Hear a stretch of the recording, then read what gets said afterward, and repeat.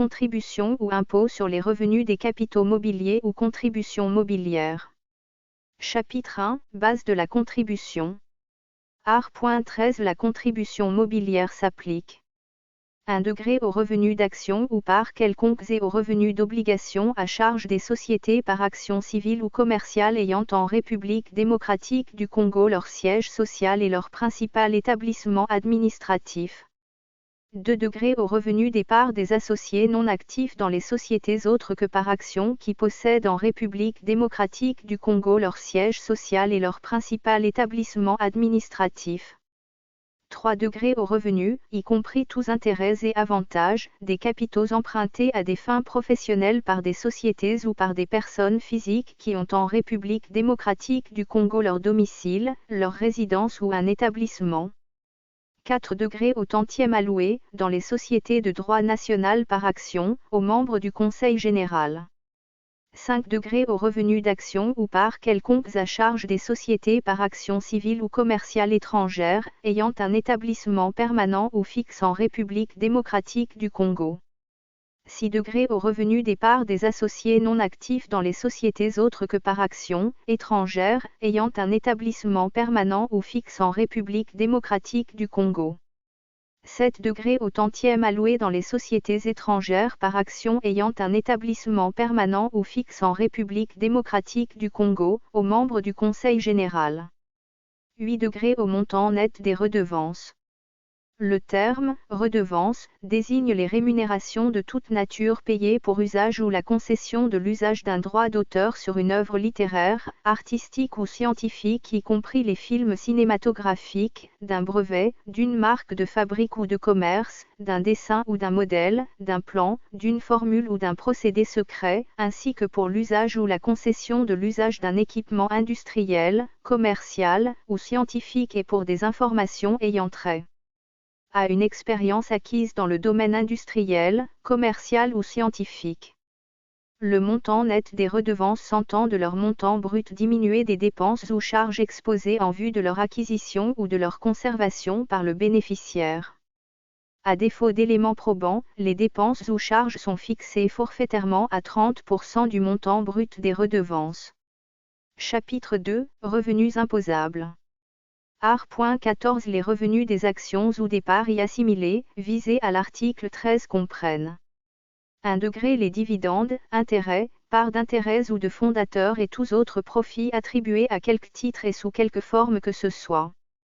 2 degrés les remboursements totaux ou partiels du capital social, dans la mesure où ils comprennent des bénéfices, des plus-values ou des réserves incorporées antérieurement au capital social. Art.15 Les revenus des parts des associés non actifs dans les sociétés autres que par action comprennent les intérêts et tout profit attribués à quelque titre et sous quelque forme que ce soit. Les revenus des parts des associés non actifs visés à l'article 13.6 degrés sont fixés forfaitairement à 50% des revenus réalisés et imposés tant à la contribution professionnelle qu'à la contribution sur les revenus locatifs. Art.16 Les tantièmes visés à l'article 13-7 degrés sont fixés forfaitairement à 10% des revenus réalisés et imposés tant à la contribution professionnelle qu'à la contribution sur les revenus locatifs. Art.17 En cas de partage même partiel de l'avoir social par suite de liquidation ou de toute autre cause, la contribution due en vertu de l'article 13 est basée sur l'ensemble des sommes réparties en espèces, en titres ou autrement, déduction faite du capital social réellement libéré restant à rembourser. Ne sont pas considérés comme capital, pour l'application de la présente disposition, les bénéfices ou réserves virées ou incorporées au capital et à la raison desquels la contribution mobilière n'a jamais été acquittée. La contribution mobilière est due immédiatement sur tout remboursement effectué au-delà du capital.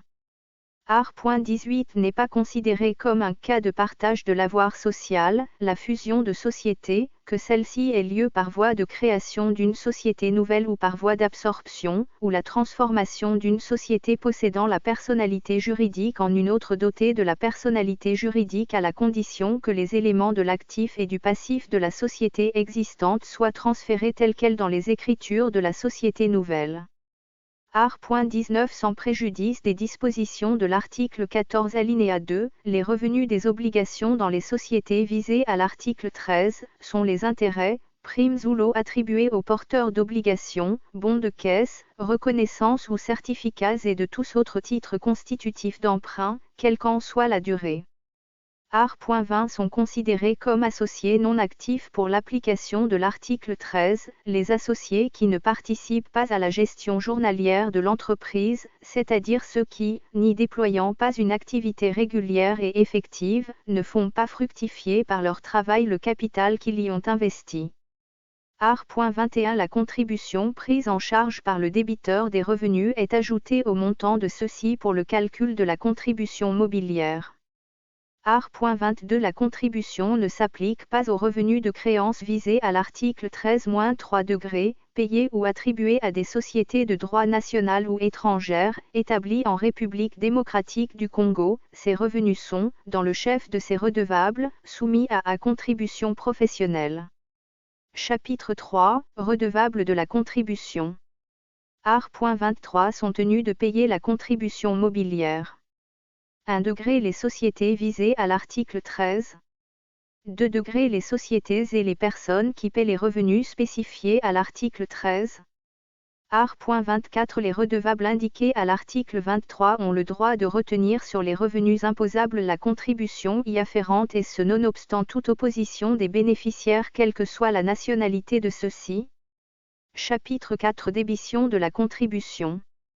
Art.25 Le paiement des revenus ou leur mise à la disposition du bénéficiaire entraîne la débition de la contribution, est notamment assimilée au paiement, l'inscription d'un revenu à un compte ouvert au profit du bénéficiaire. La remise, en représentation de revenus, de titres susceptibles de produire un revenu, est, à concurrence de la valeur réelle du titre, assimilée au paiement.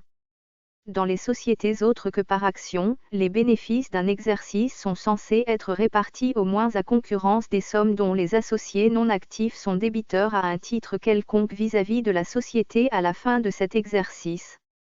Pour les sociétés étrangères, la débition est fixée au 1er avril de l'année suivant celle de l'exercice. Chapitre 5 Taux de la contribution. Art.26 La contribution mobilière est fixée à 20%.